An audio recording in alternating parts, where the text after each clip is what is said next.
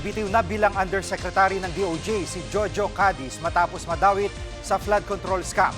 Kinumpirma mismo yan ng palasyo. Si Cadiz ang tinuro ni Zaldico na bagman o taga-tinumano ng kickback kay Pangulong Bongbong Marcos. Dati nang sinabi ng palasyo na katang-isip lang ang mga aligasyon ni Ko. Samantala, kahit nagbitiw sa pwesto, iimbestigahan pa rin daw ng ombudsman si Cadiz. Hindi ba dapat ikatuwa ng tao, ng taong bayan?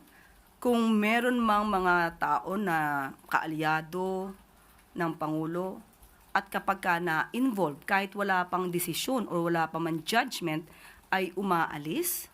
Hindi tulad ng mga nakaraan, kahit nandyan na yung mga pangalan, nag-i-stay pa rin, kahit malaki na ang issue about sa korupsyon.